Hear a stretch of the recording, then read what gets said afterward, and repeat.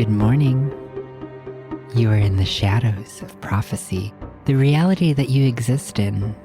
Do you hear the whispers? The void is coming. They repeat your name over and over and over in the darkness.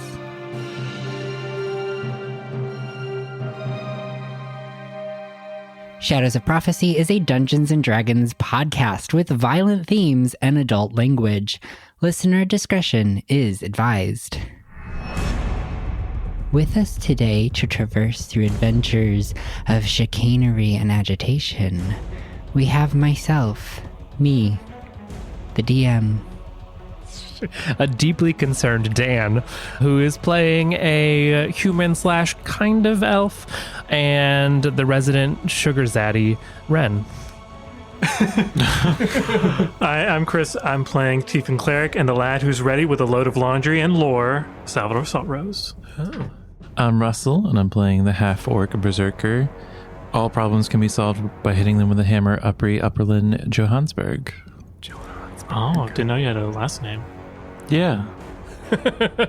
And I am Kendrick, who is playing the half-elf warlock Yonsei Bay. And if you listened to last week's episode, also my voice is considering for Oscar nominations. Thank you. All right, last time on Shadows of Prophecy, everyone hugged and made up.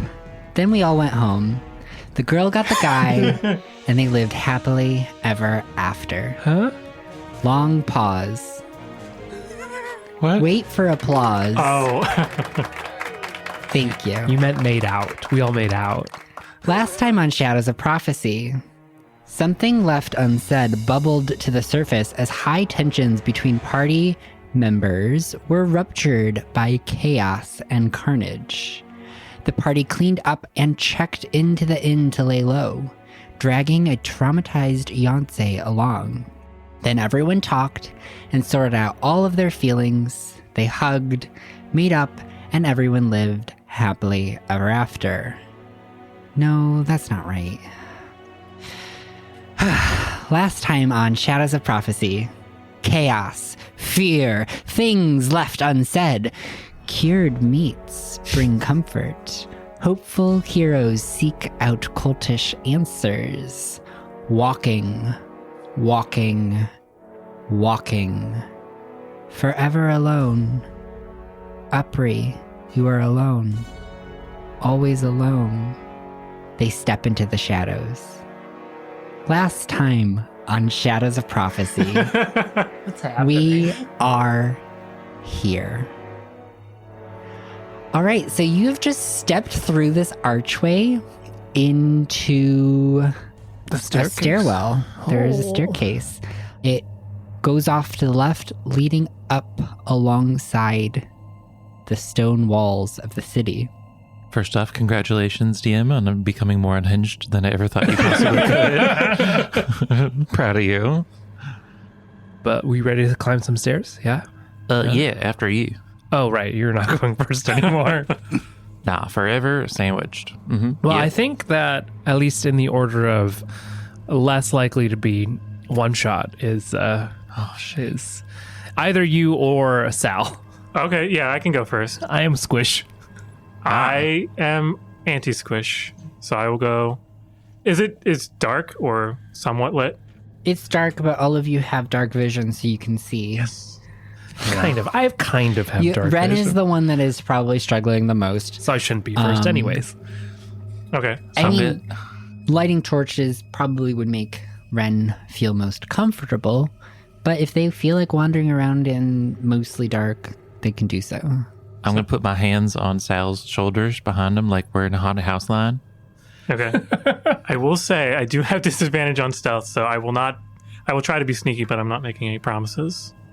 And I will lead the conga line up the stairs. And as you say that, you feel a little of magic seep into you. And you can actually roll an extra 1d3 on all attack and ability checks for the next 10 minutes. a 1d3? Yeah. 1d6 divided by 2. Gotcha. And I slink up the stairs. All right. So you begin to descend up the stairs. And you are going up and up and up until you reach a landing. You peer through a doorway at this landing and see a room.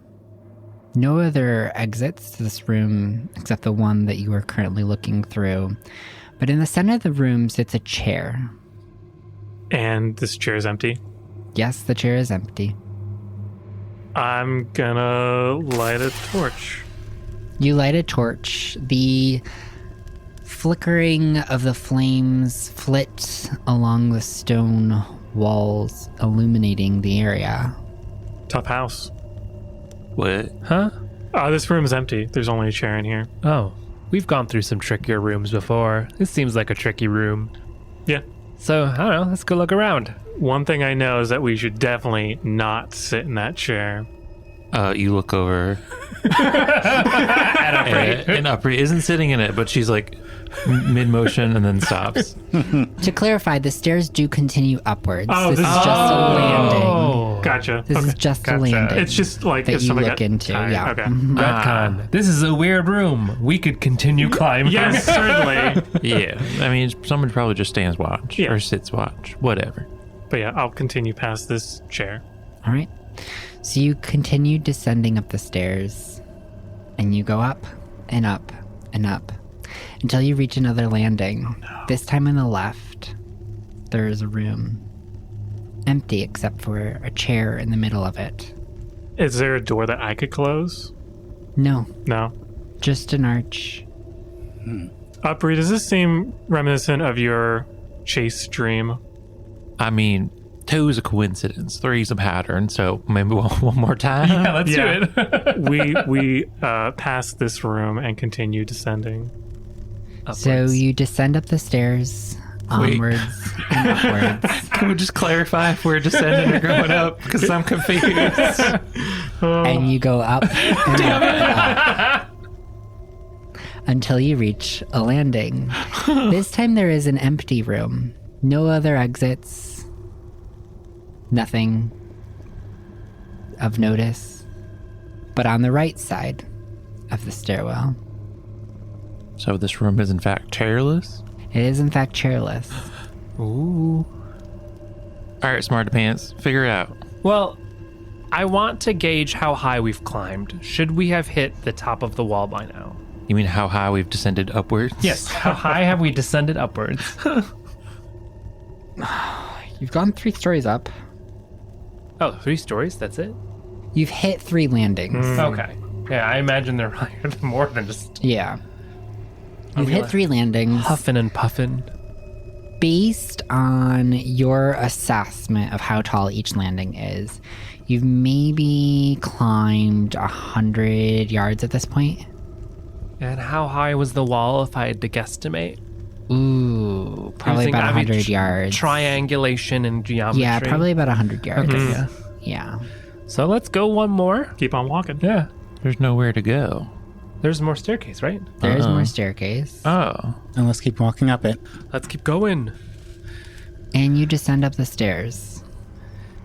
Up and up and up until you reach another landing. This time, a room to the left. Inside it, you see doors leading all other directions besides the archway that you are peering in from. Nothing in the center of the room. And the stairs do continue onward.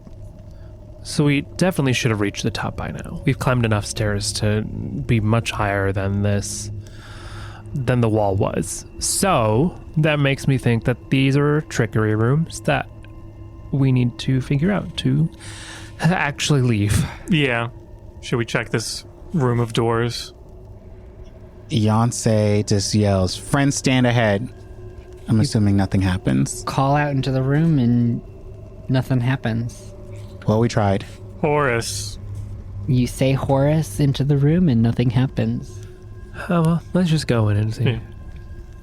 See how many of these doors are mimics. Just kidding. I don't know that. stride into the room. So how many doors in total? 3. 1 on each wall. Oh, okay. So if we each open a door, I go to the center one and I open it. Oh, You open the door. And you look into a room. You see stairs leading down from that point.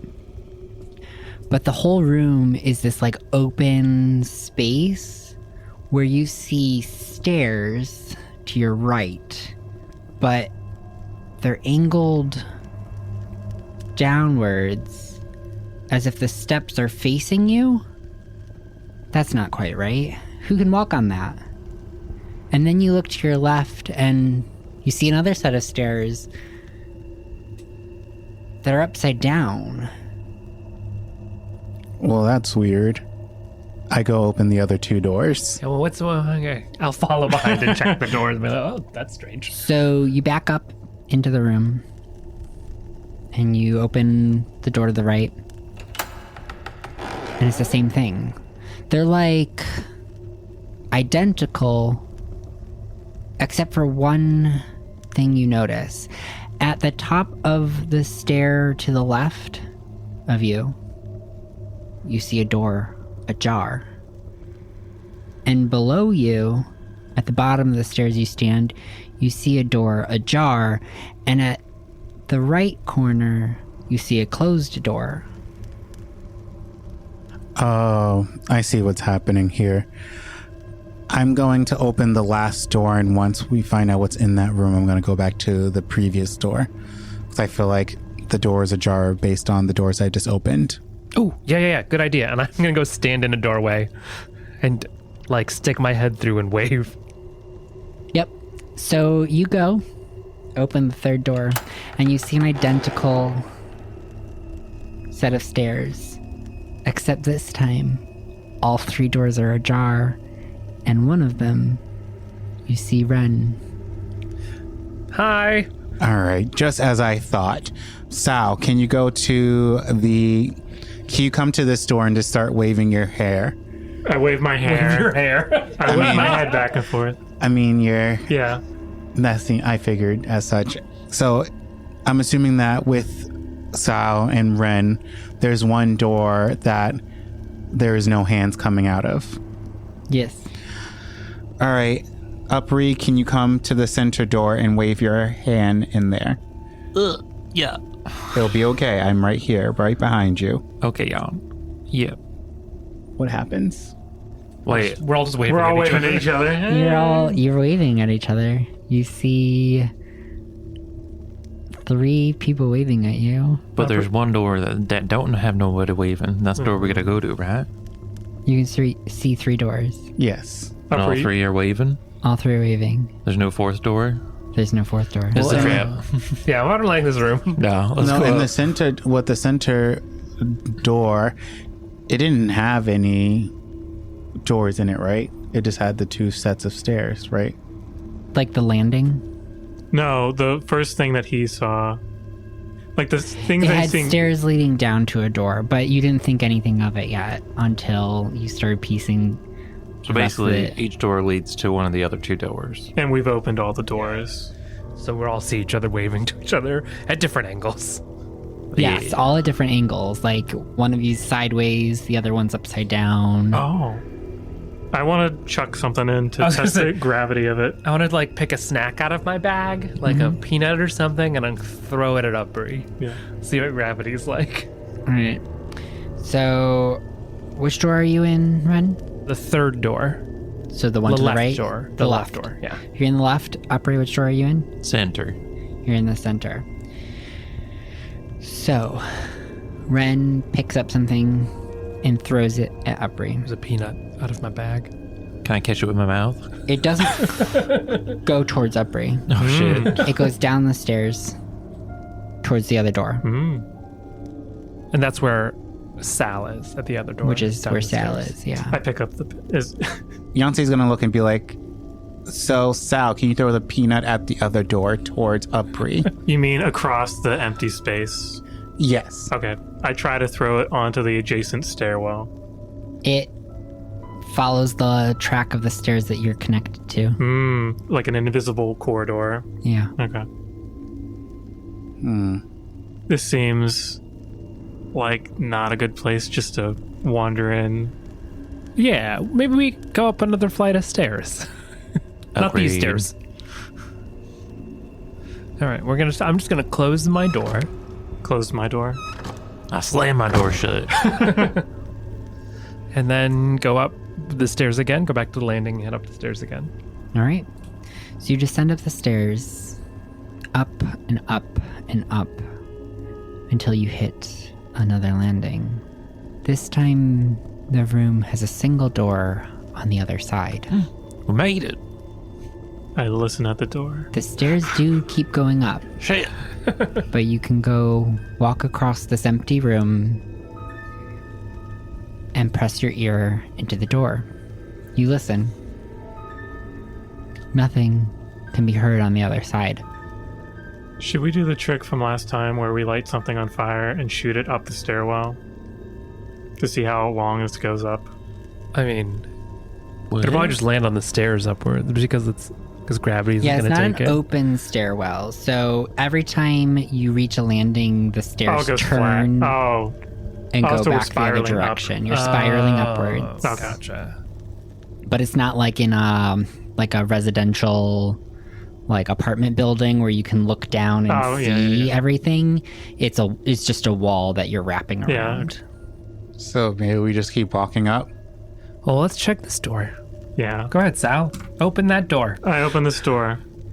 You turn the handle and push the door open, and as you do, it opens into a living room.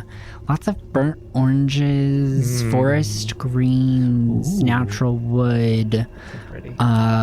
curtains, heavy patterned geometric curtains, and a geometric carpet. All of the furniture is relatively low to the ground, very sleek, slender design. And you see sofas in one area around a strange box with a kind of window of glass, pane of glass in the middle of it, and there are some dials on the right-hand side of this box. And two metal rods stick out the top. This contraption. You see to the left, there is a dining table, 6 chairs around it, a runner down the center, and a bowl of fruit. And then, if you keep kind of trailing your eyes around the room, you see an area with some toys. Is there... I look around to see if there are any cats. No cats. But there is a dollhouse amongst the toys. A large dollhouse, probably comes up to your solar plexus in terms of height. Oh, Jesus Christ. It's a tall dollhouse. Yeah. It's a tall house. And it's facing you. It's open to you. And in it, you see a room identical to the room that you're looking at. This is very and there Doctor are Who. 4 figures sitting on the sofa in the room of the dollhouse. One pink tiefling, a tall green woman with long hair, What are you wearing, Yancey? What's your outfit now? I don't remember. So let's just say teal. Okay, you're wearing a teal robe, and you have a short afro, Yes. and you see... I don't know what color of clothing you have I on. just like, Green cloak. well, I have my green. You're not, well, you don't have your probably green not cloak on wearing my right now, green so I don't know how to Very warm. describe you. I don't know, just a guy in linen There's clothes. just like a guy. There's 4 figures And, sitting on the couch. in well adorned linen clothing. Wait, they're sitting on the couch? They're sitting on the couch in the dollhouse, these figures. They're just like little cloth dolls. I'm going to pick up the doll that looks like Ren. So you go over and you pick up the doll that looks like Ren. And I'm just going to gently, move an arm out. Nothing happens. I'm going to pick up the doll that looks like Sal and have Ren slap Sal. Nothing happens. Oh, thank God. I walk over and just kidding. I mean, Ren would for the joke. Let's be real. All right, so they're not magical, hopefully. I'll put them back. What's the layout of this dollhouse? We're on the top floor. Are there stairs? You're on the bottom floor. Bottom floor. And as you inspect it, you see that the bottom floor is kind of an open floor complex.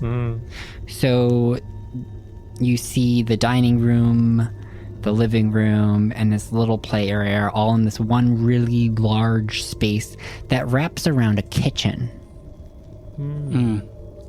Is there a balcony or anything like that?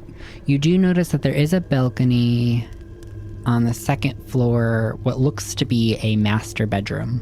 Is there a way we can put all four in the balcony and then walk up the stairs to see if that solves the issue? So you pick up the dolls and you place them on the balcony? Yeah, or maybe I can just pick up my doll, put it in the balcony, and then walk up the stairs to see what happens. All right. You take your doll, place that on the balcony of the dollhouse, and then you exit the room into an entrance hall. When you get into the entrance hall, you see the dollhouse. The same dollhouse sitting in the middle of the room, and you see Upri's doll, Salvador's doll, and Ren's doll sitting on the sofa in the living room, and you see your doll standing in the entrance. In the dollhouse. In the dollhouse. That would be fucked. I'm going to follow Yancey. We probably shouldn't Yeah, we stick go together. alone. As soon as they all come up, I'm going to show them what happened. So I'm now in the entrance of the dollhouse, which means I'm assuming that I'm either coming into the dollhouse or I'm leaving the dollhouse. So Well, I think the dolls just mimic what room we're in. Yeah, so you're standing in the entrance of the house, the entranceway. You see the stairs leading up to the second floor. Oh. And you also see the dollhouse sitting in the middle of the entranceway. And you see your doll in the entrance of the dollhouse. But now Entranceway of the dollhouse. But now that they've come up, have those dolls move, or are they still on the couch? So you're by yourself until Ren shows up, and you look back at the dollhouse, and you see Ren's doll standing in the entranceway. Fucking freaky. Yeah. What are all the rooms in this dollhouse that we can see? We see the ground floor with the living room, dining room, kitchen. So there's great room, kitchen, and a bathroom on the first floor, along with the entrance hall. The stairs lead up to a second floor where there is a hallway that has 3 bedrooms to the left of the stairs, a bathroom, and the master bedroom to the right of the stairs. I'd like to look out a window. Yeah, you look out a what I window. see. You see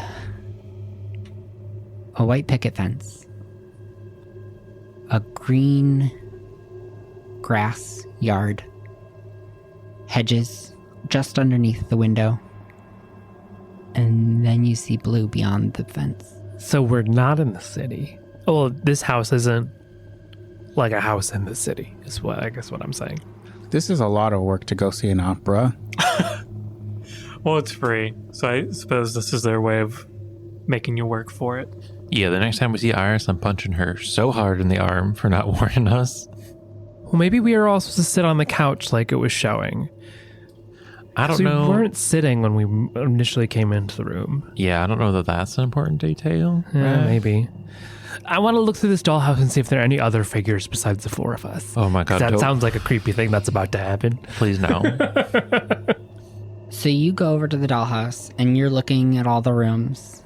They seem empty. You don't see any other figures sitting on any of the furniture, standing in any of the rooms. But as you get closer, you realize the immense detail of the dollhouse.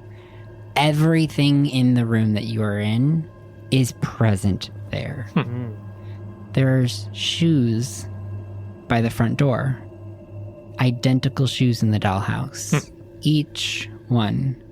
And you realize that all of the doors are operable.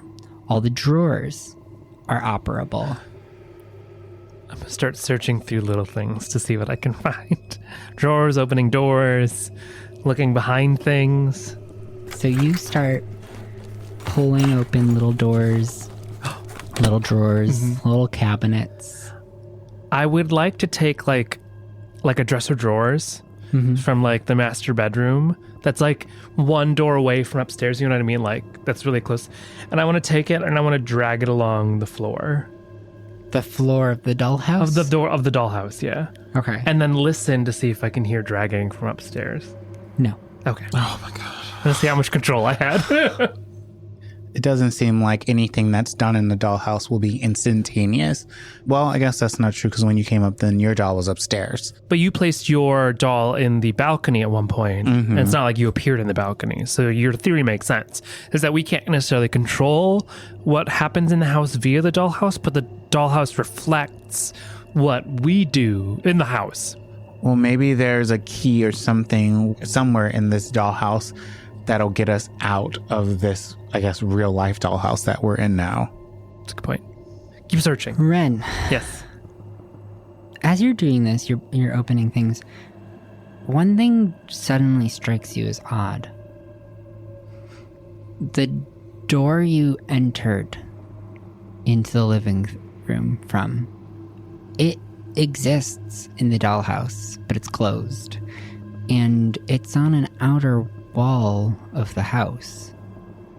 I go back to that room. Is it still open? Did we leave it open? It's open. Guys, I'm so sorry if I get us trapped in this house, but I'm going to close it and open it again. You close the real door? The door that we entered in from. Okay. You close the real door, you open it, and you can see the stairwell Okay. beyond that empty room. Oh, second, somebody come with me. Yancey, come on. All right. I'm going to go out the front door of the house and wrap around to the door, the outside door that does go to the stairs from the inside. Does that make sense? Mm-hmm. And open it from the outside. Okay. So you step out the front. I'm very confused at this Ren point. is like a little kid being like, just like running around being like, ooh, let me try this. Quite unsettlingly, you look around as you first exit the door and you see the hedges that are underneath the windows. You see the green grass. You see the picket fence. And beyond the picket fence is just blue. You don't know when the floor becomes a wall, because it is just blue. But you make note of that, wrap around to the side of the house, looking for the door. Nothing's there. No door on the outside of the house. There's no door, Yancey. There's no door. What's going on? I thought that because see, the door where we came in that goes down to the stairwell is an outside door in the dollhouse. And I thought maybe I could go to that door, and if I open it from the other side, what would happen? Wouldn't we want to go up instead of, I guess what I'm confused on is, we know that what happens on the outside world happens in this dollhouse, so it's kind of mirroring in a sense. What can we do to get out of this mirroring? Because I have a feeling that if we walked up the stairs, the dollhouse will continue being on each flight of stairs somehow. Yeah, I agree with that. Let's go back, tell Sal and Upri, and then we just need to come up with a plan to get out of here. Well, I thought that we could, because we entered the dollhouse, but we could get back to the stairs that we were originally on, that we came in on. Yeah. The door back to out of this house, back into the staircase, still exists. So I'm saying we go up those stairs or go down those, whatever direction we need to get out of here. I'm feeling like there's nothing to this dollhouse that actually will help us get out. I have a feeling that we're going to have to solve some kind of puzzle to get to the upper city. It's a test. And I imagine that each of these floors that we've seen, based on a previous dungeon that me and Sal went through, that we have to solve at least one of these puzzles to get out into the upper city. Maybe the house is a metaphor for being trapped and we just need to destroy it. Upper raises her hammer. Let's search the house first. Yeah. And then if we don't find anything, we'll consider destroying it. Upper lowers her hammer. Can Sal go back to the living room and turn on the box with the glass pane? Yeah. You go back to the living room. You go to the box. You want to just start turning random dials? Yeah, I'll turn the knob that seems like it's a power button. What's a power button?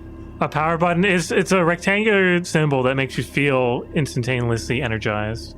Those don't exist in this world. I turn the knobs And you anyway. also don't see anything that looks like that on the box, but you do see several knobs. So you decide to turn one of the knobs.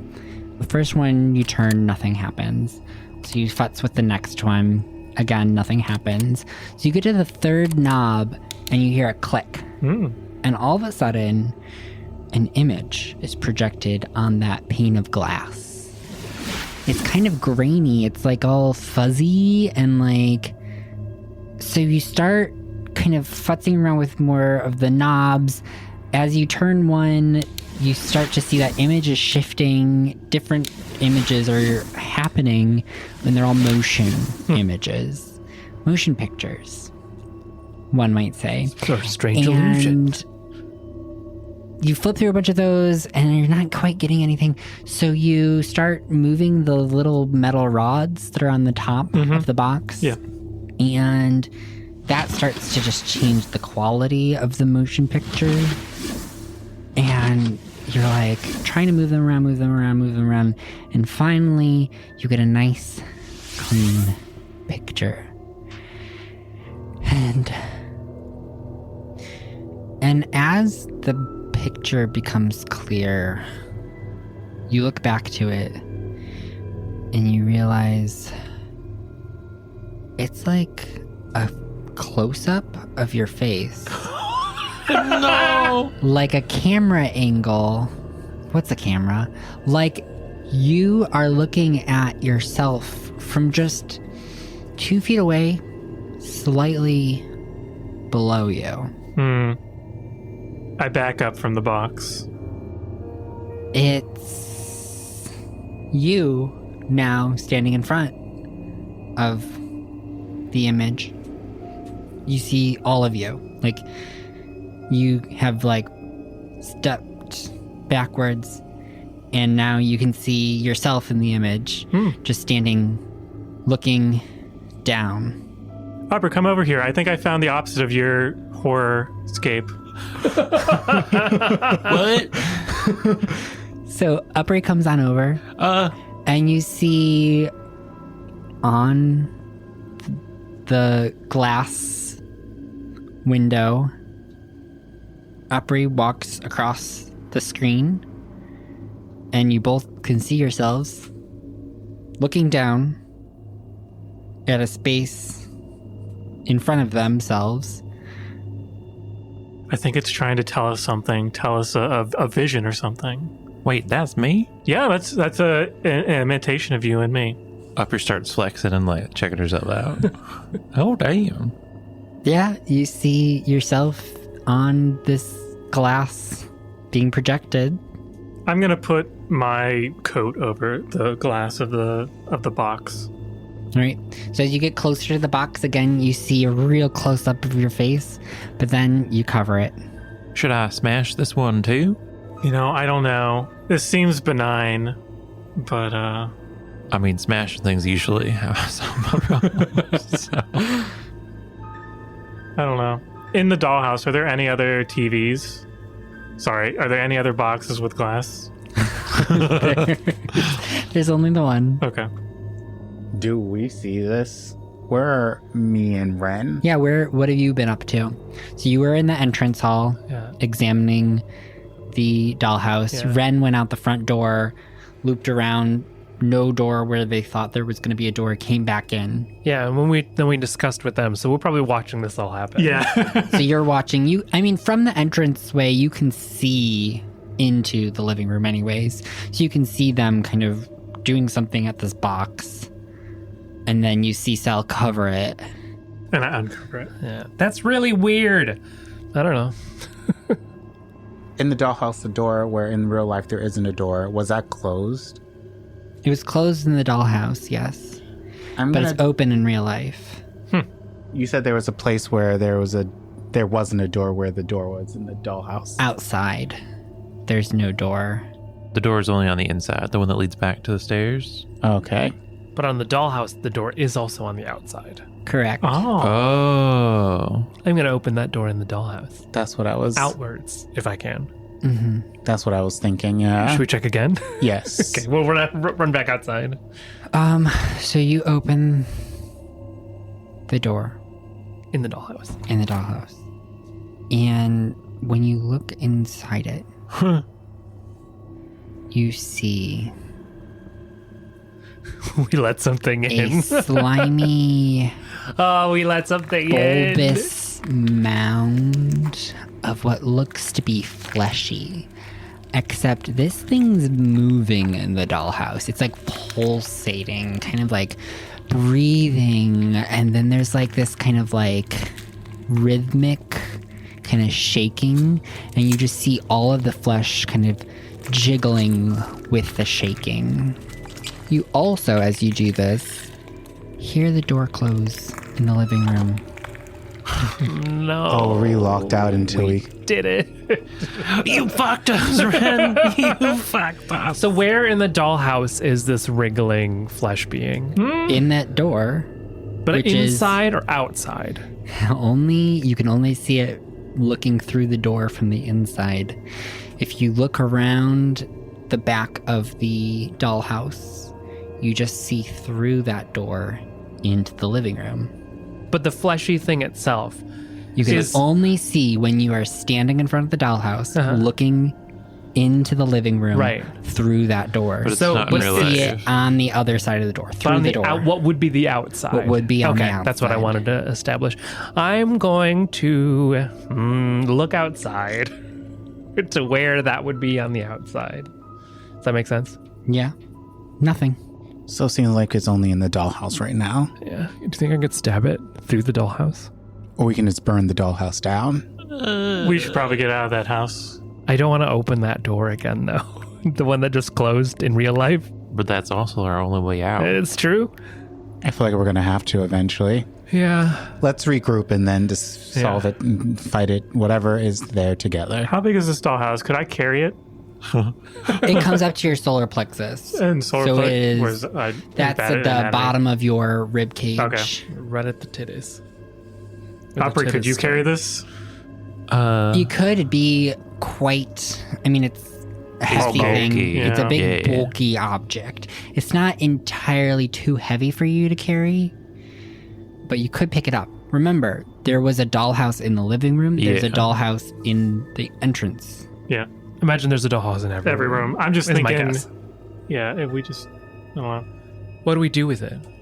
take it with us after we leave this dollhouse realm. I mean, if the squishy McThrobbyson is oh god, why do I use that word? maybe that's what's keeping us here. It's like a guardian. We just kill it. Maybe. Maybe that's the puzzle, is killing this thing, and then we can leave into the upper city. Or maybe it's our friend and it's standing ahead of us. Yeah. Well, let's figure it out. Beyonce walks up to the door and opens it. Oh no. I draw my weapons. Everybody roll initiative. Yeah. Here we go. One more time. I rolled a 14. 13. 18. 13. All right, so that means Upri, you go first. I'm gonna run up, push Jan out of the way of the door, and rage. Oh shit! Oh shit! So what's Oh, that shit. roll? My weapon just starts glowing. Fern gets real glowy. Fern begins to glow. Okay, and you are making an attack? I'm making a reckless attack. I don't think my proficiency is any. Does a 15 hit? A 15 does hit. That's gonna be. Dice are confusing me right now. Here we go. 13 bludgeoning damage for the first attack. All right, so you slam your hammer into it. It squishes down and lets out this like, as this like pocket of air just like is pushed out of the flaps of the fleshy pod. That's gross. Ew. And everyone just goes, oh, what the fuck? And then I hit it again. All right. We're 23, and I did 23 does hit 11 as well. bludgeoning damage. All right, so you swing around in for a second hit, and more air is just like pushed out. This thing is like squishing and sloshing, and you see goop start to pour out of pores that are in this fleshy pod. It's this like greeny pink, like inconsistently colored phlegmy goo that That just is starts nasty. dripping out the sides of the pod and coming out of these orifices that are just like placed randomly on the pod itself. And then I'm going to step to the side of the door so people can shoot at it. Ren, what are you doing? Ren's gonna use his bonus action to critically analysis it, just analyze it. Yeah, for my it makes bonuses. so much sense to you. Right. And is it like right up in the doorway? Yeah, the whole door is just taken up by its space. You can see the empty, which is not technically empty more, the room behind it that you had originally come from, but it is so imposing. It takes up the whole door, and like there's this base that's starting to like seep into the room that you're in, the living room. Disgusting. I'm going to shoot it with an arrow, I guess, because I ain't gonna run up to it. Not on my lonesome. That's a nat 1, baby. Is an 8 hit? An 8 does not hit. Yeah. That's it. You're Then. taken aback and you stumble over a chair as you try to notch your arrow. So you miss your shot. Salvador, what you doing? Well, it's Yonsei's turn. 'Cause Oh, Yonsei's you have shared. more- Okay, Yeah. you rolled the same, but Yonsei has the higher Dex. dex. So Yonsei goes first. Can I do a bonus action first? Or does it have to be afterwards? Yes, you can do a bonus action first. I'm going to cast Hex on this thingamabob. All right. That's going to be for 1 damage. 1 plus your hex bonus. Well, the yeah, damage with- is only applied when you damage it another way. Oh, yeah. So this, So hold that for now. I'll hold that now. Oh, yes. Okay. Sorry. I thought you had made an attack. Oh, I didn't. So I can go back and start that over. We'll just go from your attack. You've hexed it. Yeah. All right. Okay. Hexed it, make an attack roll. All right. I'm going to do Eldritch Blast. I'm assuming a 19 hits and then does Yes, a it does. 13 hit. A 13 does hit as well. All right. You're Cool. about to do a shit ton of damage. Yes, I am. So 1 second. So 8 plus 5 is 13 damage plus 1. And then I have maddening hex, so that's 5, 5, and 8. 5, 5, and 8. That's 18 damage Shit. Was that total or is that in addition? total. Okay. 18 total damage. All right. And for your second Eldritch Blast? Or was that adding? That was total. Everything was total. Perfect. All Still right. a lot of damage. Yeah, 18 damage. Salvador. You're dripping on the floor, I shout to the eyeball monster as I cast blindness on it. It has to do a constitution saving throw and beat a 16. It succeeds. Wow. That good for you. And that's my turn. Wait, does it have eyes? I thought, yeah. It has, As you look at it, I thought it was in that pocket. you're like, those must surely be eyes. And then it releases some air out of the flap as you see it ripple from the air being released. That's And then nasty. goop drips out. Ugh. Not the fart monster. Probably not an eyeball. Huh. And that's when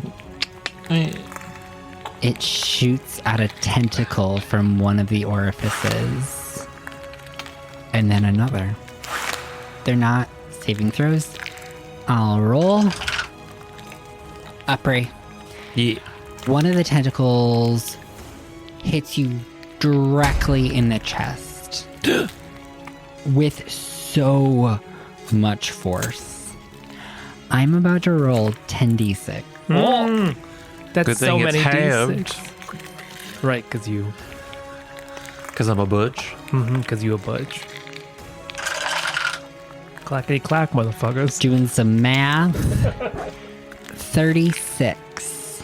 So 18? Yep. I know my So basic you're table. hit with 36 piercing damage as the tendril just pierces into your chest, hitting you in the solar plexus, knocking the air out of you and pushing you back. Oh no, not the TV. As it then goes to lasso around you, can you make a strength saving throw? With advantage, because raging. 15? As it tries to whip you around and throw you onto the ground, you place your right foot behind you and you stand tall, not being knocked prone. Eat it! Who's the other 10d4? I'm the closest. Oh shit. It's true. Who's this? That's me. All I right, am not close. we are back up to Upray. Oh, is that both tentacles? Went for Upry? Yeah. Oh. Oh no, the That's why other it's one 10d6. misses. Oh, who did it lash out at, though? It lashed out at Salvador. Whew, shake it off. Shake it off. All Is right. it still outside the door? Yes, it hasn't moved. Oh, okay, gotcha. It seems rather stationary. So Upri is going to take Fern into one hand and draw her hand axe, spinning it, and then she's going to go in and go to town. Reckless attack again. Oh, so keep in mind, I'm reckless attacking, so you're going to have advantage when you're trying to hit me. Ooh, nat 20. Come on, crit. All right. All right, so it had just crit on you, Oh, and you're okay. critting right on back. So How critical. I get to roll 3 dice because of my half-orc passive. But it's in one hand, so it's a d8 now. Correct. So we're at 12, 14, 19 for the first hit. All right. And then I'm attacking follow-up. That's a 23. A 23 will hit. And then that is for 7. 7. And then I'm going in with a hand axe. Ooh, and that's only for 10. That will hit. Oh, shit. And then 10 that, hits? that's for a whopping 3. Slicing. All right. So I run over the door, wham, wham, wham, and then I, do a little football spin out of the way. Ran your up. All right. So as you are shit. swinging your hammer into it, you see it's squishing, it's squelching. You see the pus pouring out of it, and then out of one of the orifices, you see a black slimy clump just shoot out. And then with the second attack, another from a different orifice. Tiny black clumps covered in this mucousy, phlegmy, pinky green slime. And as it rolls and slams into the wall, you see it begin to move. One spindly leg shooting out of the phlegm, latching itself onto the ground, and then another. As the two things right themselves, and you see several legs, maybe 6, 7-ish legs, attached to little black, slimy bodies. They start scurrying up the walls, up onto the ceiling. Upri throws up in her mouth. So we all do. Oh, no. Ren, what are you doing? I'm gonna shoot one of these tiny little bug creatures on the ceiling. That's a 25 to hit. A 25 will hit, yes. Gotcha. And are these creatures within... first I'm going to use my bonus action to switch my analysis to the one that I'm shooting. Sorry, I should recon that. Are any of these creatures within 5 feet of any of us for sneak attack damage? No. Okay. No sneak attack. They're on the Fair ceiling above you. Just wanted to double check. Then, still 2d6. That is 5, 13 piercing damage. All right. You shoot an arrow into one of them. It drops to the floor. Yes!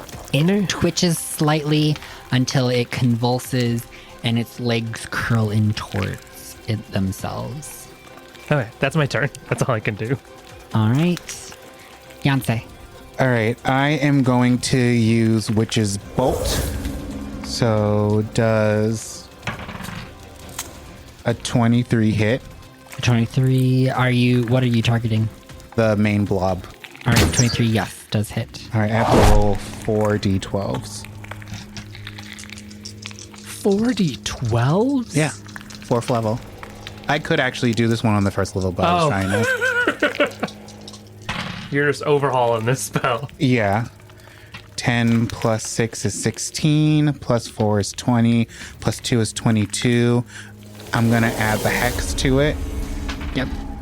So that's 27, plus the maddening hex. That's plus 5. So 27 plus 5, that's 32 damage. Jesus. Total.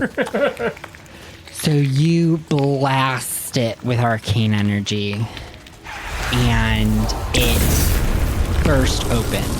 I need everybody make a dexterity saving throw as a pool of this goop just pours out of this pod, and you see several slimy black masses caught in the phlegm pouring out at your feet. So I rolled dex saves with advantage, and I got 2 20s. All right. I got a 4, but I'm also going to use my pack boon, Pack of the Talisman. I know it's not going to do anything, but whatever. 8. 8 total? Yes.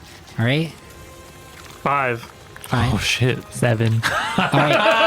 I took all the luck. Everybody but Upri is pushed away by this wave of phlegm. You feel these masses slam into you with this force, and you're all knocked prone. You all take 4 bludgeoning damage. Is mine halved? Well, you passed. You So pass. you don't Oh, take okay. any. Question, because of this, can I do my Hellish Rebuke as a reaction? On what? That Thing's was the dead question. But it's dead. That's Okay, why. so the answer is no. No. Salvador. I get up All right. and I look. So how many babies are on the floor now? So you see Chain lightning, several masses of varying sizes all starting to move. Well, that one's still alive. You see the one thing still skittering around the ceiling, but you see something with Oh, pretty. black wings, you think, starting to like extend out and start to flap these wings. They're not thin and paper-like you would expect a butterfly's to be or a moth's to be, but rather thick and goopy, yet it somehow starts to take off, to push itself against gravity. Okay, I'm gonna cast. You also see more legs as these tiny, tiny little things, tiny little specks, maybe the size to fit in your palm. 2 of them start skittering across the floor. You also see what hit you. A mass of tentacles, long, thick, almost lamprey-esque, as it starts to thrash around the room. And then these 2 long creatures that begin to float. They're kind of oblong in shape. There's a face at one end that's kind of sideways with teeth that stick outwards as opposed to in. And its eyes are placed kind of haphazardly along its body. It seems as if it should start moving lengthwise, but instead it moves like a hummingbird, kind of floating in, up and down, side by side. I would like to ask a clarifying question. When the thing exploded, did it like throw these things all into the room? Yeah. Or, okay. This is like... So they're not all like bunched in the doorway. It's all kind of like afterbirth. Blech. Where these like slimy masses, like, you know that image of when a giraffe has a baby and it just falls like 10 feet, hits the ground, quickly like animates itself uprights and starts running around? It's that type of situation. It's still covered in slime and goop, but they're all just like, they instantly spring up and start kind of clambering into action. Gross. Can I ask a question before you go, Sal? How many total monsters are there now? 7, it looks like. Just tell me, I think I've got a good calculation of it. So we got the one moth creature, one bug from before, one weird bug from before, 2 smaller bugs, two eels. 2 weird face eel creatures, 1 lamprey-esque creature. And that should be it? Yep, so 7 in total. Okay, I'm gonna back up. I'm gonna cast Shatter. All right. So now that all of that has been established, Salvador reorients himself and goes to cast Shatter. Yeah, I guess it'll be on the lamprey, the bug on the ceiling, and the other creature that's closest to me. All right. And they have to do Constitution saving throws of 16. All right. And what is the radius of Shatter? It's 10, so that's why I backed up. All right. 2 are going to pass, 1 will fail. So one of them is going to take 11 points. The others take 5 points of thunder damage, and they get pushed back 10 feet away from me. All right. So you blast with your Shatter. Everything gets pushed back around you. You fling some of this phlegm up, splattering everybody else around you and splattering the walls. And they take damage. That will bring us to the weird floating side-faced creatures. Maybe I shouldn't have exploded it. My bad, y'all. No, it was gonna happen anyways. Yeah, I it's feel gonna like. happen. So, these are the ones that are floating. They look almost aquatic. Sideways face eels. Kind of like sideways face eels. Maybe they're like a little mix with a shark. But there are like fins sticking randomly out. And it's not moving lengthwise. It's moving side and side, up and down. And it's just floating. It's just kind of like hovering in midair. And then there are these little tendrils that gather along its sides, made out of the phlegm, perhaps, that start to lash out. So I'm going to make some attack rolls. Yep.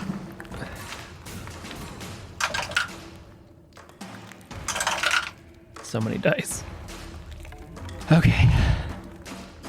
Salvador, you're going to get hit by one of these tendrils. You're going to take 20 points of bludgeoning damage. And can you make a Constitution saving throw?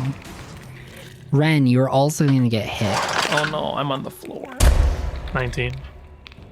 for 19 points of bludgeoning damage and make a Constitution saving throw. What? A 19 will pass as you feel the burn on your arm from the attack starts to sear. It seeps into your skin and you feel it climbing up your veins, but you persevere and you are not poisoned. What was that con save, Ren? 22. You will Jesus. also save, so you also feel this burning sensation, but do not become poisoned. I think I'm resilient. So As those two new skittering bug-like things go after Upri and Yancey. bring it. Upri, you see one skittering along the ground. It jumps at you, and it latches itself onto your neck and bites down. That almost made me fart. Can you make a Constitution saving throw? No. As you're doing that, I'm going to also cast Anthropic Ward, so you have to roll with disadvantage if something's attacking me. Is that a reaction? It's a reaction. Oh. Anthropic Ward as a reaction. Okay. What are you casting it on? If one of them hits me, The bug creature that's attacking. Can you read the spell to me? once per short rest, when a creature makes an attack roll against you, you can use your reaction to impose disadvantage on that roll. If it misses you, your next attack roll against the creature has advantage if you make it before the end of your next turn. Ooh. So it's a one-time thing. Yes, Okay. it resets every short rest. Okay. That's cool. So I will re-roll that with disadvantage.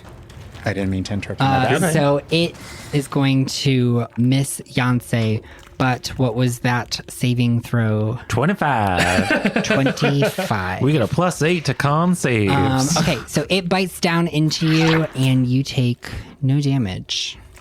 Can we say that you just see Upri just like flexes the muscles in her neck and like it gets, you know, like how you pinch your skin with a skeeter? It just gets stuck in her neck. I'm just gnawing at you. What were you going to say, Yancey? I was going to say, since it missed, I now have advantage on my next roll. Against roll that again. creature, yeah. Yes. Squish it. Squish it. All Step right. on it. Ceiling scorpion. Ceiling scorpion. What? So the creature that had skittered up onto the ceiling is going to now drop down Okay. on Salvador. Oh, it crawled over. Okay. So there's now more monsters. Nope. It was always there. That was the one. Okay. That was the one that it initially spit out at us. okay. 19 will hit. So as it lands on your shoulder, it has this tail-like appendage that it jams down into your shoulder.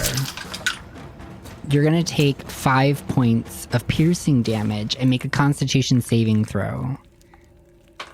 These things don't like I you. got a 13. A 13 will save. Yeah. And one more creature to go. The moth, right? No, we got the lamprey too. The I mean, no, there's only one more. What do you mean? I didn't say anything.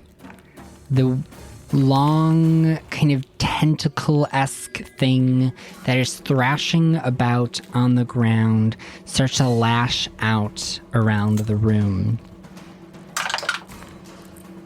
It thrashes about, smashing the table, coming close but not quite hitting Ren. Hand carved mahogany. I don't know. And Upri, it's your turn. So the thing is still on my neck. Yes, so it's still on your shoulder. Yep. Can I grab it and throw it on the ground? Yeah. You can use an action to do that, to grab it and throw it on the ground. Oh, my whole action? Yeah, I think I can rule that as a free action. Okay. I mean, I can make like an attack roll. Because mechanically, it's like, It's not grappled? it's not in the same space as you, but it is in the same space as Alright. you. So I rip it off, throw it on the ground, spit on it, and then I start wailing on it with Fern. That's gonna be a 24 to hit. A 24 will hit. And that does 11 bludgeoning damage. All right. I swing Fern down for a second attack. And that's gonna be 15 to hit. 15 will also hit. And that is for 12 damage.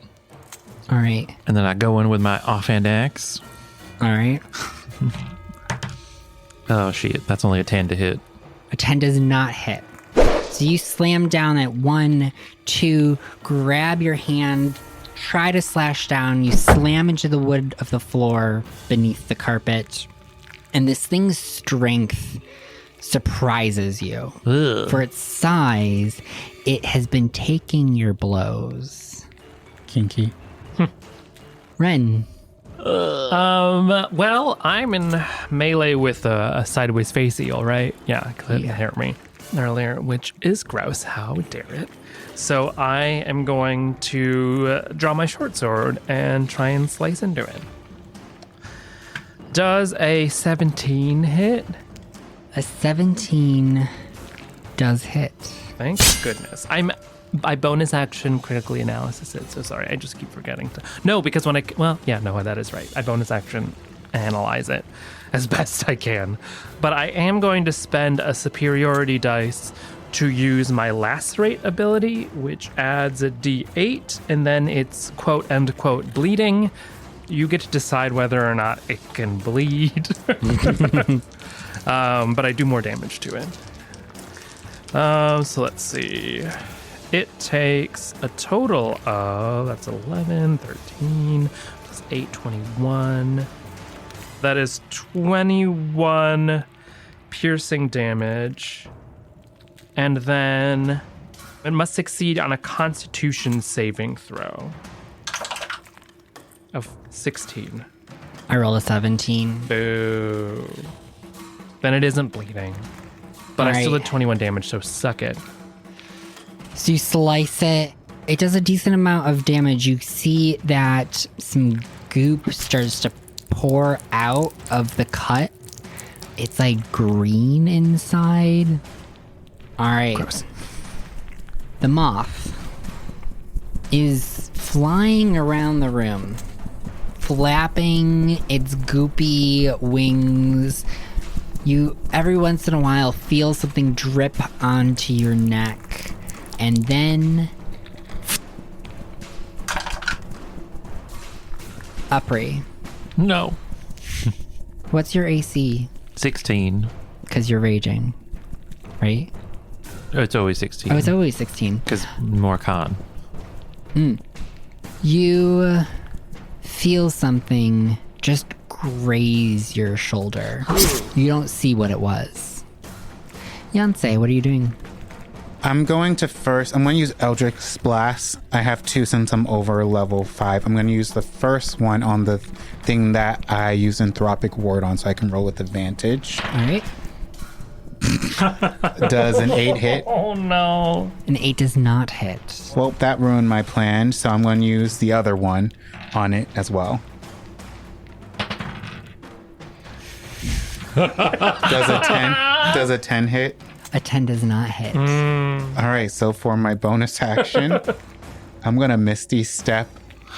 It's a good choice. It's a good choice. How far can I, if the living room's right there, how far away can I get in terms of the space of the... I think 30 feet. It's 30 from feet. Misty's- So- Yeah, you could probably get into around the bend of the living room into the dining area. Yeah, over so near right- Sal. So over near Sal, so around... Yeah. You Missy step over towards the dining room. near Yeah, Sal. you're like, oh, what's over here? Yeah. What's over here? Oh, it's... And then I end my turn. There's nothing All else I right. can do. So as you were blasting your Eldritch Blast towards this little multi-legged creature, it is just jumping around, avoiding your blasts. So you Misty Step on over, and it is Salvador's turn. So from my last turn, as a reaction, I cast Hellish Rebuke on Ceiling Scorpion. All right. It has to do a dexterity saving throw.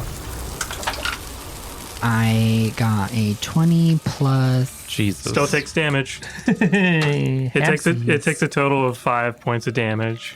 All right, Of fire damage. 5 is enough. As it gets a fever from getting some of my blood on its tail. Yeah, you see it starts to convulse, and then everything kind of shrivels up in on itself, and it becomes this like ball of tail and legs just kind of curled in towards its center. So there are 6 left. Yeah. Are there any in melee with me right now? I don't know. The other sideways face eel Yeah. Yeah, I'll hit attack. you last turn. I so- will attack that one with my battle axe. That's a 22 to hit. 22 will hit. And because I got a new fancy thing last time called Divine Strike, once a turn on a weapon attack, I can add a D8 of thunder. So it's going to be 12 plus 1, 13 points. Well, it's like 6 points of slashing and 7 points of thunder damage on Eelman. All right. Creature's turns. No. All right, so Ren and Sal, you both have those flying eels floating around you. Their tendrils just like almost rubber banding out of its body at you. Ren, Oh, no. you get hit. No, I don't. You take 19 points Oh, boy. of bludgeoning damage. Oh, boy. And again, you have to make a constitution saving throw. These tendrils, they're lashing out all around. And they are just slamming into furniture, knocking things off walls. And Sal is dipping and diving as each one of them shoots out towards him. And both of its attacks miss him. What was that con save? 18. An 18 will save. Suck a weird side face eel These thing. jumpy spiders, though, they jump back at Upri, No. Go on, get. but they miss jumping over your shoulder. And I'll then the leave. other one is chasing after Yancey. Oh no. It jumps, lands on Yancey's back. Does it scurry past me to get to Yancey? Because Yancey misstepped away. It doesn't have to. No, because you all were in different places. Damn it. It jumps onto Yancey's back. What the fuck? Get And that you shit off of me. feel a bite in the square of your back. I'll never be able to scratch it. You take 12 piercing damage Okay. It's not the best, but it's not and the make a worst. constitution saving throw. Does a 14 pass? It does. Yeah. Great, then I don't have to use my pack boon. You feel its venom trying to take hold of your body, but you're able to shake it. I'm able to do this and squeeze the poison out. It squirts out. Squirts. So for the listeners, What I do is I put both my hands behind my back and push into where the spider bites me so the poison squirts out. Ouch. yep, you feel its legs grace your fingers, Throw and up. they're like, you expect them to be furry, but they're oddly smooth and spindly. We got this big giant fucking eel thing thrashing about still, and it is going to just lash out at anyone and everyone in its vicinity. Salvador, one of the tendrils swings around the room, taking some of the furniture with it, crashing into you.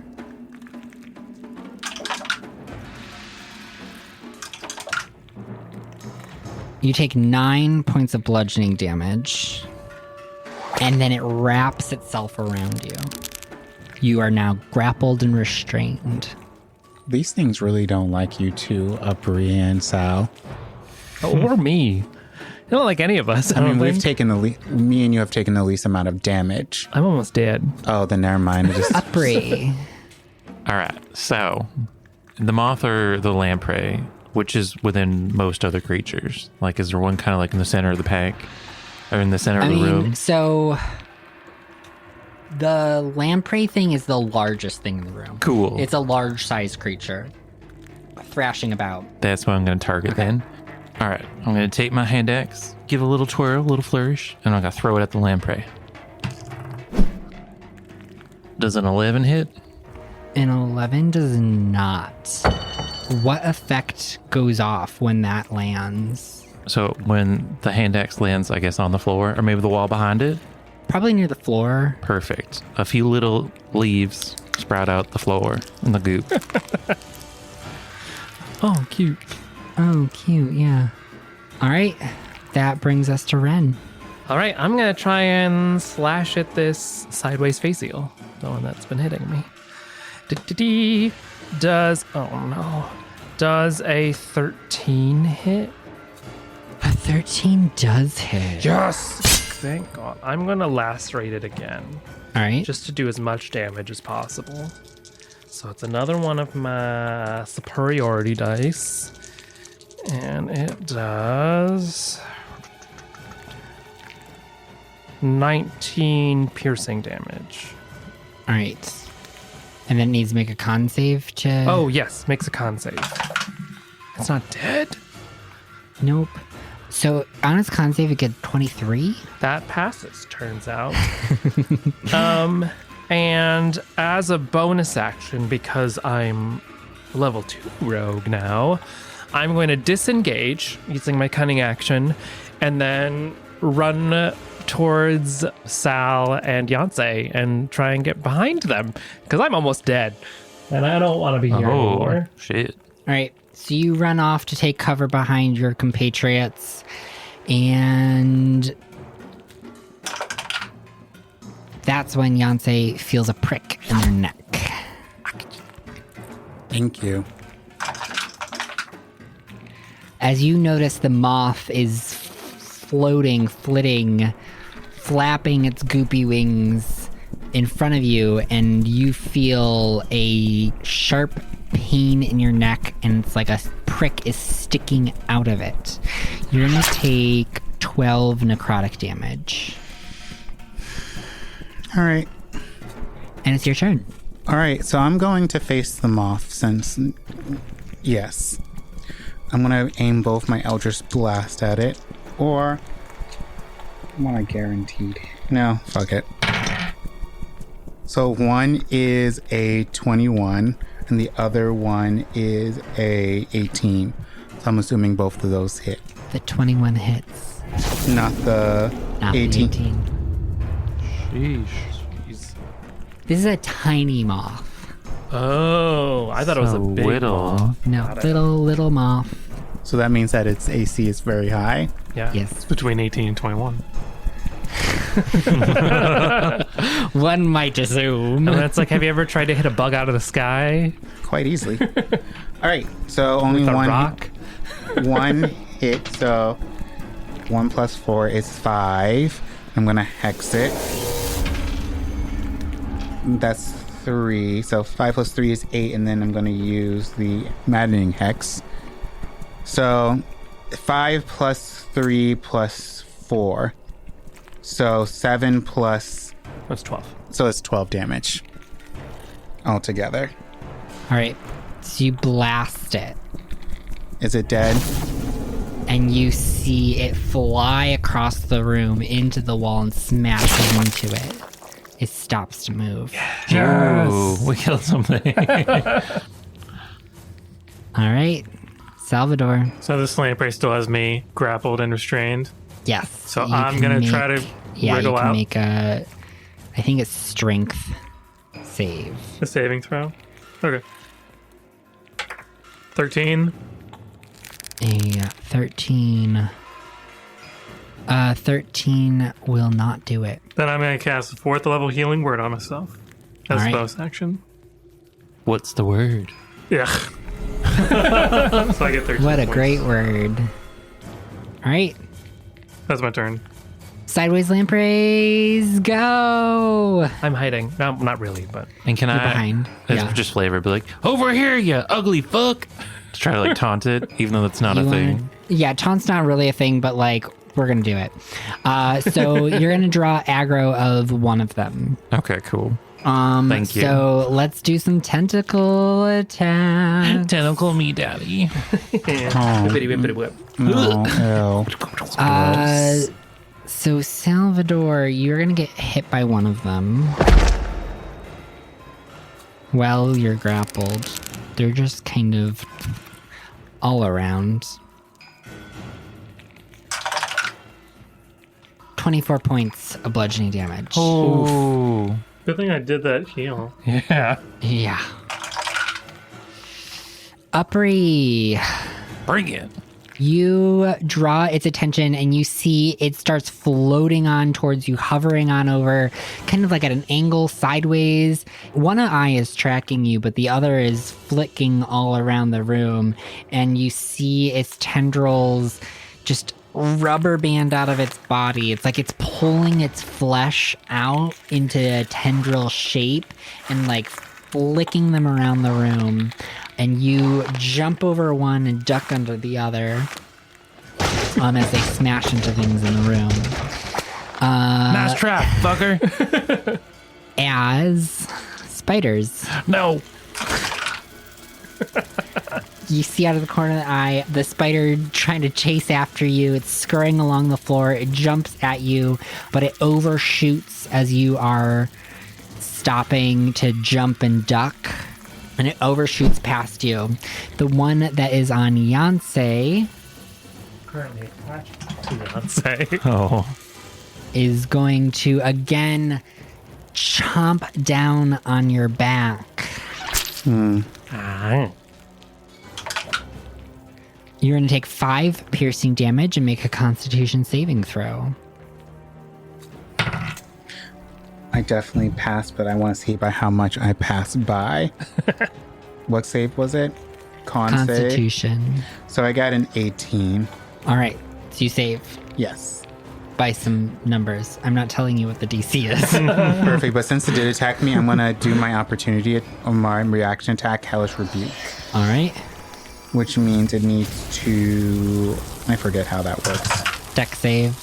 Deck save. Yes. It is going to fail with a 6. Yes. All right. That means it takes 2d10s. So 9 damage. All right. So you see flames flick around it. Seems rather undeterred. Tim, the thing that hit me, I'm going to use my reaction to do Wrath of Storms on it. All right. It has to do a dexterity saving throw. All right. It is going to get a 4. It fails. So it's going to take 2d8 of thunder damage. Yes. Smash it. Or lightning damage. So that's 15 points of lightning damage. All right. And it gets pushed away 10 feet from me. All right. So a bolt of lightning shoots out towards it and it gets pushed away. It's just like floating in the air, so it just kind of like goes away slightly. And that brings us to the thrashing eel in the center of the room that it currently has you grappled. All right. Yep. So it is going to... Oh, lovely. So you feel its tendrils around you, Salvador. And it's squeezing you. And that is when you start feeling this, like, burning on all of your skin that it has, like, in its grip. Can you make a Constitution saving throw? Probably gonna die this round. I got a 12. Oof. You feel this burning build around you, and it starts to make your heart feel plastic and tense. And there's this shooting pain in your chest. You want to grab at it, but you can't because the tentacle has your arm kind of twisted around at this moment. And you feel your body tense up. You are paralyzed. Help! As I shout before I can't say anything anymore. Upray. All right. Upper's going to pivot and try to get between as many as the critters and my friends as I can, All right. even if I have to take an opportunity attack. So, like, they basically can't walk past me without getting whopped. All right. So I think you're going to take one opportunity attack from the flying lamprey. Okay. A 9 does not hit you, so you're good. So yeah, you run over, you put your body in between the creatures and Yancey and Ren. Salvador, you see stiff as a board in the grasp of this tentacle creature. Hang on, Sal. I'm going to whomp the tentacle and attempt to free Sal. I'm going to do a reckless attack. All right. That is going to be a 25 to hit. Mm-hmm. And that is That'll do for it. 15 damage on the first one. Then I swing Fern around again as I take out all the figures on the table. And that's a 12 to hit. A 12 does not hit. Okay. You let go of him. Bonk. Bonk. All right, Ren. All right, Ren is going to run up to Sal's paralyzed body, and I'm going to use a superiority dice to use remove toxins. Oh. So, and I don't know if this is going to work because it specifically says that it has to be one.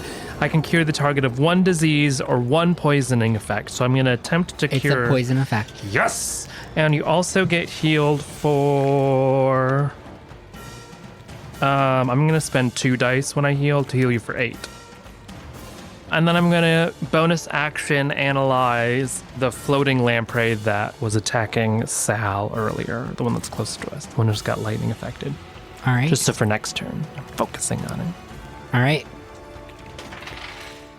That brings us to Yancey. I'm going to move both my hands behind my back. Can I rip it off of me? Yeah, Is that an action? it's a free action. All right, so I'm going to rip it off of me, and then I'm going to use both my Eldritch Blast on it. Oh, yes. Does a 14 hit? A 14 does hit. And then does a 21 hit? Why did you 21 ask? does hit, Why yes. did you ask the smaller one first? Because I wanted to. So that will be for... And this is going to be for total damage. All right. All right. So that's... So 6 plus 4 is 10. 8 plus 4 is 12. 12 plus 10 is 22.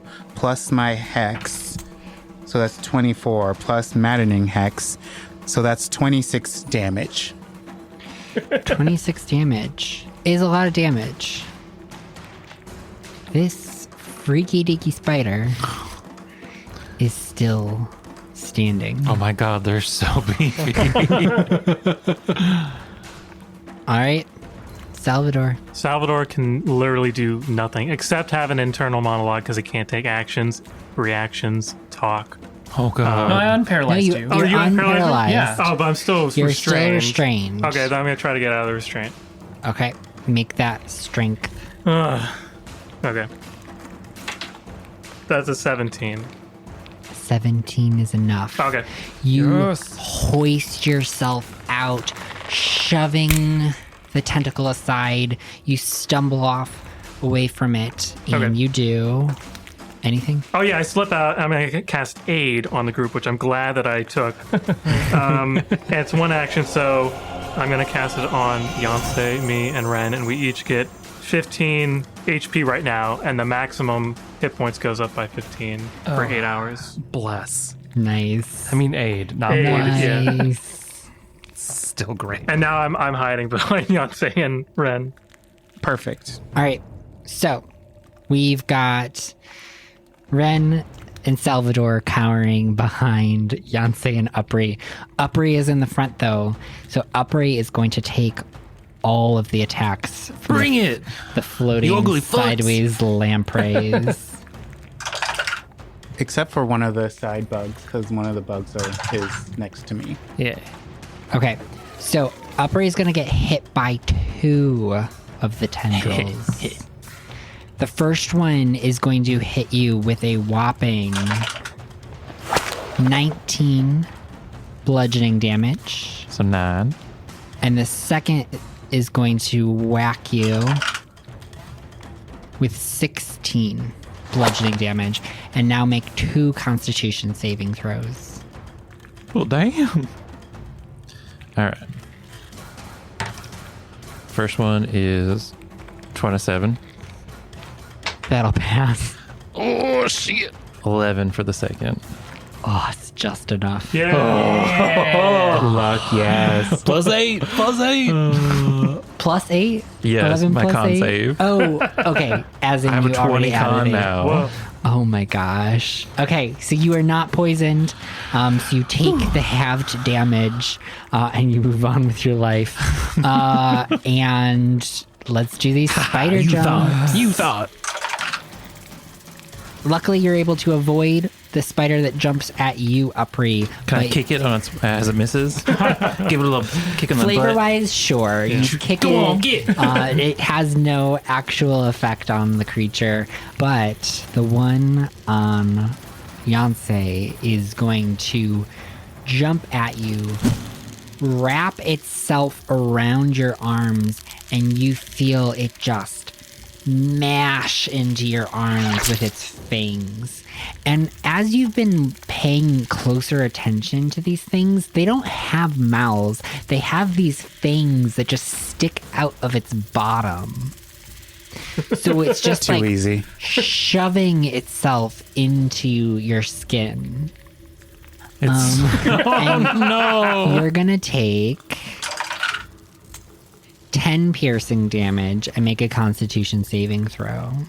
10 damage and then con save.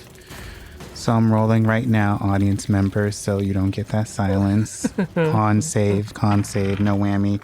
Oh, that's a 20. That's a nat 20, so Whoa. 22. All right, so you do not become poisoned. haha, Yancey and I put worse things or in our take body. any other Exactly. Like cured ham. All right, so we've got that tentacle creature thrashing about. Salvador just wriggled free, and that thing is going to lash out towards Yancey and Upri. All right. Target tape. Yeah, if you're going to body block, you're body blocking. I'm body blocking. I didn't body block. I was just in the way.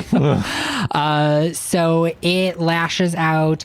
Yancey, you're able to jump over one of the tentacles that it lashes. It hits a chair beside you. Upri, you are going to take some damage, though. You are going to take 12 bludgeoning damage, Have to seeks.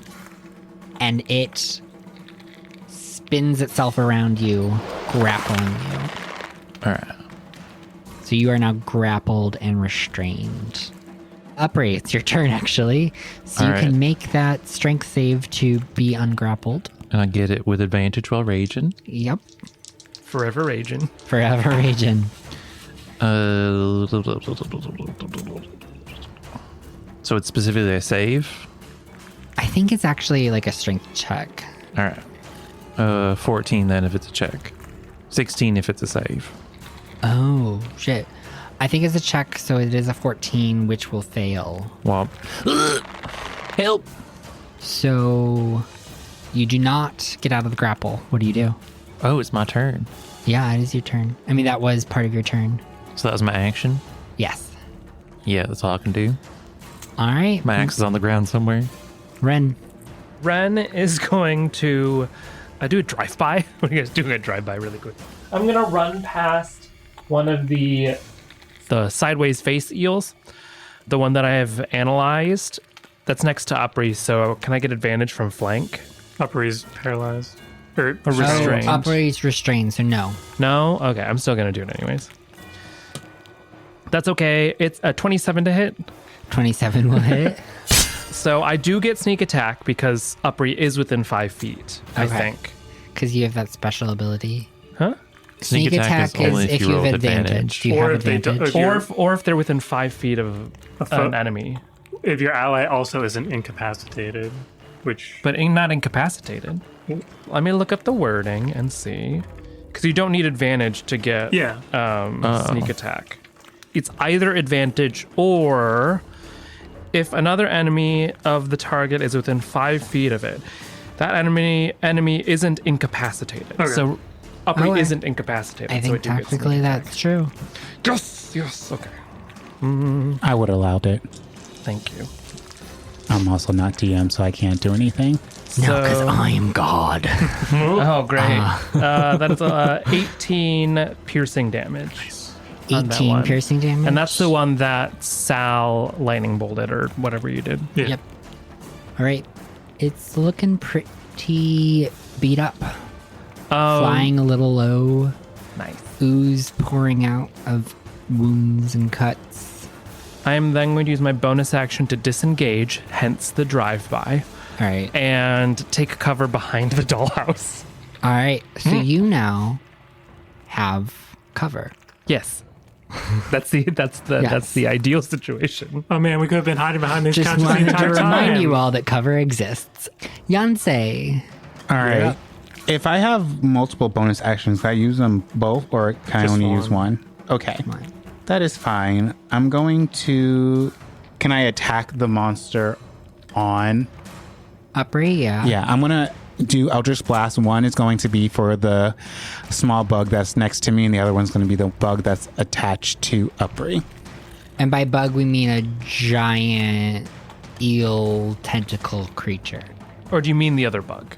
Whatever is attached to Upri. Okay. That's the That's one. Yeah, the this is a lamprey. giant eel thing. We've been calling it a lamprey. Lamprey tentacle. It's a mass of tentacles Yeah. that is a large-sized creature mechanically. Either way, I rolled both 18s plus 7, so does 2 25s hit. Yes, 25s do hit each of those creatures. All right, so this first damage is just going to be on the small bug that I currently have hexed. So that is... So 8 plus 4 is 12. Plus 10. So that's 22 damage. All right. Is it... Nope. Well, fantastic. Damn. What? And then for the one that is on Upri, that's 13 damage. All right. So you do 13 damage. All right. Salvador. Okay, I'm gonna pick a point behind Upri and Eel, the group of eels, and I'm gonna cast Shatter to hit the lamprey and the weakest eel, All right. or the weakest face hugger, and they have to do a Constitution saving throw. Face hugger. Oh, the sideways face. The sideways faces, yeah. So one of those constitution saves is a 15 and the other is a 5. So they both fail. So they're gonna take 48 of thunder damage. And I'm gonna use Channel Divinity to roll with Destructive Wrath. You can use Channel to roll max thunder damage. Yep, So so that's gonna be a total of 48. 32 points of thunder Holy damage. shit. On each of them. Yeah, on both. So is that whenever you do thunder damage, you can max it out with your channel divinity? Yeah, I only get 3 of those per day-ish. So one of the sideways lamprey eel things, you see the body start to kind of rumble and shake, and then it splats away from you, splattering the wall. The giant tentacle thing in the middle, you see like lacerations burst open along its skin as you cast Shatter. All right. Let's just roll a bunch of attacks on Upri. Bring who's it. Still body blocking. It's still to raging. the best of her ability. I mean, there's one on Yancey. There's a bug on Yancey. Yeah. It's not on me, it's next to me. 'Cause I took it off. Well, it's about to on be the on you. So you will get hit by one tentacle attack. Yes. You're going to take 7 points of bludgeoning damage. So 3. Pish posh. So you're going to also have to get behind me as well. I'm still good. I'm not even half. Really? Yeah, it's 101 hit points will do for you. Jeez. I'm over here being like, I'm dying. I'm gonna hit once. The spider's going to jump after you. Missing. Ha! And the giant thing in the middle of the room is going to lash at you. It also misses. More furniture. At this point, like, all the furniture in the room is, like, destroyed, demolished. But you still see and hear the crunching of wood as it slams down into the ground nearby. What about the dollhouse? Because I am cowered behind it. Weirdly enough, They avoid the dollhouse. dollhouse is not hit ever. Are there dolls of them in the dollhouse now? Oh. I don't have the time to check. Yeah, you're on the Yeah, backside we'll of check it. later. And Yancey, the spider jumps at you, and you jump backwards, avoiding its attack. The tides have turned. YOLO. It was rough for a moment. Yeah, jeez. Uppry, what you doing? Gonna try to get unwrapped. I'm gonna try to unwrap myself. Is it a little 21? 21 will hit. Cool. That's my action, right? To peel it off. Yes. So You suck. Pull yourself out of it That's my turn. I yell and at run it. away. Ren, what are you doing behind that dollhouse? We're gonna drive by again. We're gonna attack the same lamprey, but Uppry is no longer grappled, so I do get advantage from Yeah. flankage. Does a 23 hit? Imagine it does. Of course it does. That is 9, 11 plus 8, 19 piercing damage. All right. So you pierce into it, running on by, using your bonus action to disengage again. Yeah. And then I'm gonna run down the room to be like over near Towards the entrance. towards Sal and Yancey. Okay. I've completed my build. I just run past things. All right. Yancey, you're up. All right. I am going to use Eldritch Blast once more on this. I'm going to use both on the small bug now that you've been freed from the lamprey. So you don't really need my help on that. Okay. So I rolled a 14 and a 15, so plus 7 on each. So that's a 21 and a 22. Those will hit. All right. I like to think that Yancey is just like standing over this thing with both hands out, just like blasting into the floor. you fucking die? Chain lightning. Yeah. Point blank range. So that is for 12 damage. And then with the hex, plus 4. So 12 plus 6 is 18 damage. You blast that thing, and as the smoke clears, you see it squash into the floor. Finally. All right. Salvador. I really just want this tentacle monster to go away, so I'm going to cast a guiding bolt at it. That's a 24. 24 will hit. It's going to take the full brunt of 46 radiant damage. And the next attack on it has advantage. All right. So it takes a total of, oh, that's sad. It's only 7 radiant. A lot of ones. No. All right. So your little pew hits it. And of all of the attacks, it's probably been the least amount of damage on it. Well, thanks, Tim. Just so you're aware. Just so you're Feel aware bad. of the effect that it had. But it's glowing now. Yeah, it's But glowing it's now. glowing now. It's a brilliant yellow. All right. So we only have one weird sideways lamprey shark thing, and it is tendril attacking Uppry. You will get hit once, Uppry, for 20 points Oh, shit. of bludgeoning damage. That hurt. I'm still good. I'm still good. And then the spider.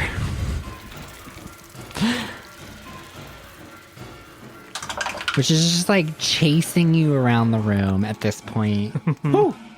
It does manage to latch onto you this time. No.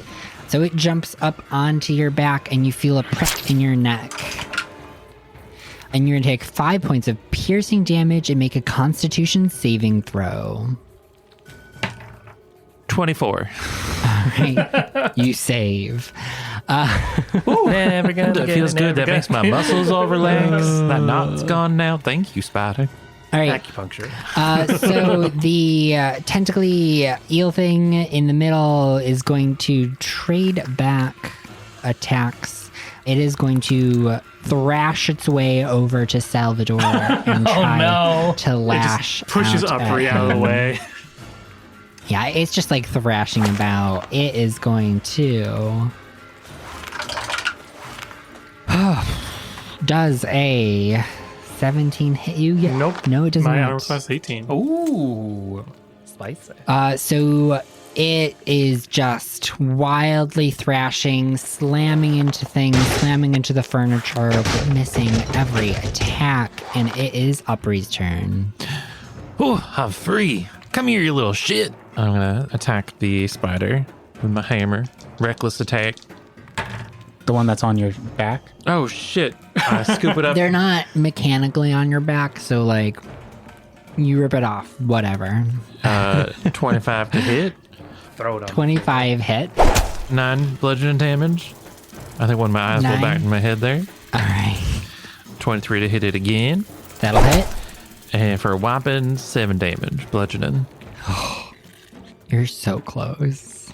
It's a It is on resilient death's bug. door. Am I close to my hand axe? You were right by the lamprey. You did throw it. I threw it at the lamprey. You did throw it at the lamprey, yeah.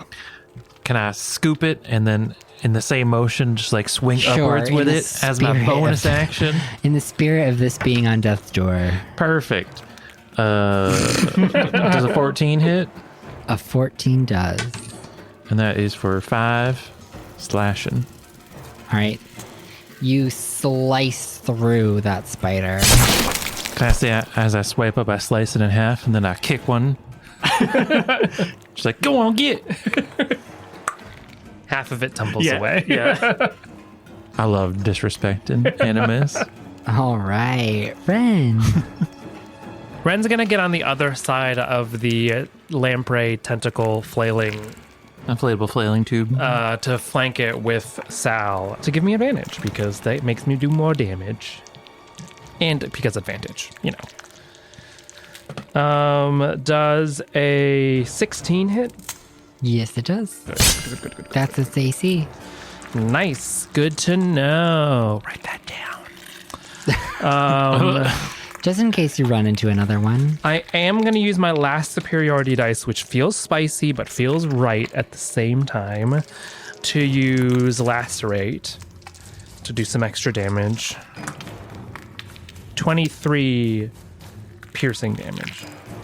You just slice through it. You take your rapier, Short sword. short sword, you slash into it. It goes deep into its body. Yeah, and then you motherfucker. pull it up the length of the tentacle. Its guts just pour out. Ew. Yancey. It's still moving? No, it's dead. Oh, Yeah. yeah. the sideways face. I spit on it. Puh. All right. Yeah, disrespect. I learned that from you. Yeah, we've got the sideways flying creature, That's it. and that's it. Yeah. Tasty. I'm going to use my bonus action to Misty Step where the face blah blah blah is so it can be flanked. All right. And then I'm going to use both my Eldritch Blast, so that's 4. I'll So split them you up. don't want to be flanking it to use Eldritch Blast. Nah, Yeah, it It's it's a a ranged ranged spell. yeah. You only get advantage on flank for Melee. Melee. Yeah. You will give Upri advantage, though, if you're there. Yeah. But then you'll be at disadvantage at for making a disadvantage. ranged attack adjacent to an enemy. So, okay, don't do that. All right, then I will. I mean, Just- you could attack from a distance and then run up. That's true. Then I still will use both my Eldritch Blast on it. Does a 17 and 18 hit?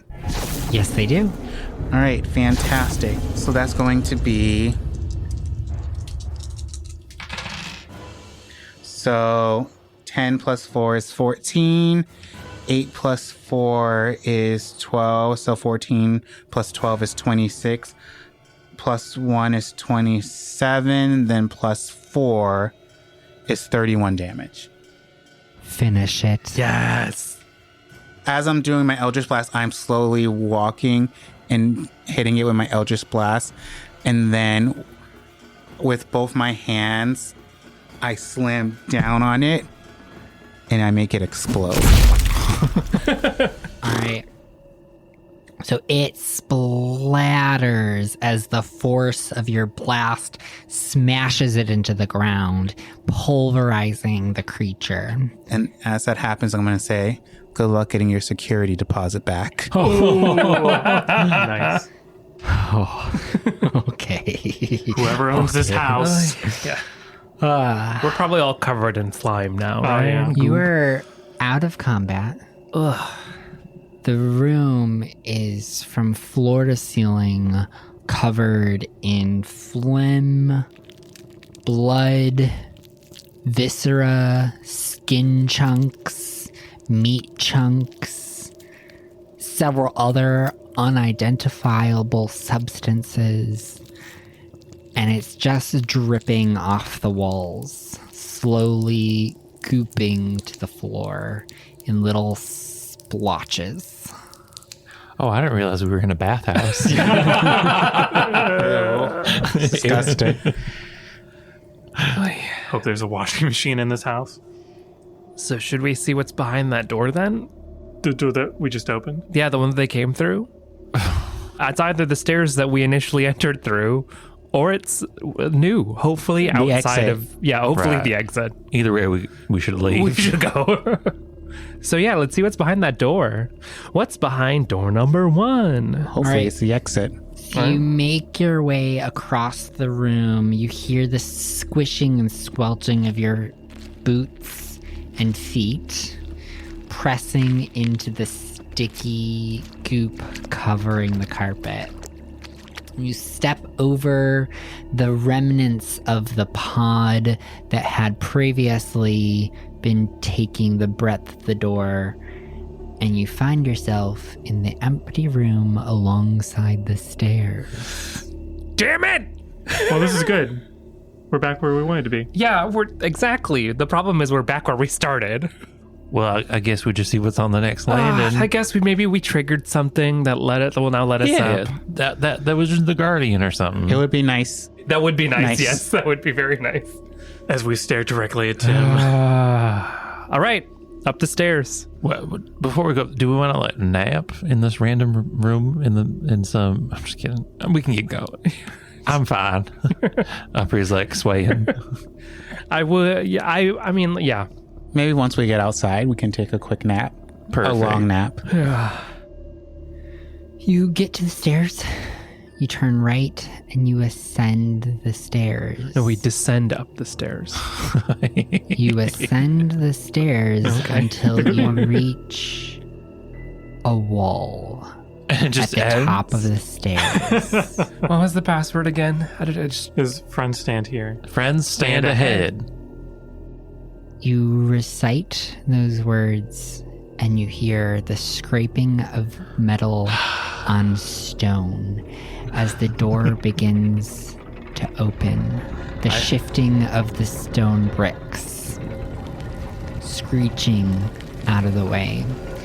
And as you step into the light, you find yourself in a large, open space surrounded by extravagantly carved stone structures domed at the top. You see columns all around as you step out onto a wooden stage. That's where we'll end the episode. Oh, What wooden the- stage. Oh, we're in the. And with that, we bring today's chilling tale of loss and tragedy to a close. Thank you all for joining us on this journey into the abyss, and we hope you enjoyed this episode of Shadows of Prophecy. Join us next time as we finally reach the top of this stairwell from hell. A special thank you to our generous patrons, JayCeeAitch, Chris B, and Maggie Z, whose unwavering support keeps the candles burning bright here at Goblin Forge. We'd also like to express our gratitude to Scrubcast for their exceptional sound mastering, music, and effects. They have been invaluable in bringing our story to life. And of course, a big thank you to our talented players, Kendrick, Russell, Chris, and Dan. We're thrilled to have you on board and can't wait to see where our adventures take us next. Our theme song was written by the talented electronic vapor soul artist Lusk. Make sure to check out their latest album, Thank You Audra, for Como Rebbe. This podcast is a Goblin Forge production. Follow us on Instagram at goblin_forge_TTRPG and join our Discord community. If you enjoy our podcast, consider becoming one of our patrons at patreon.com/goblin_forge for free bonus content, including handouts, encounter maps, and adventure guides. Your support means the world to us. Lastly, please leave us a 5-star review on your podcast platform of choice. It helps us get the word out and share our stories with even more listeners. Thank you for tuning in, and we'll see you next time for another unforgettable performance from our talented cast, and to find out just how this macabre scene plays out.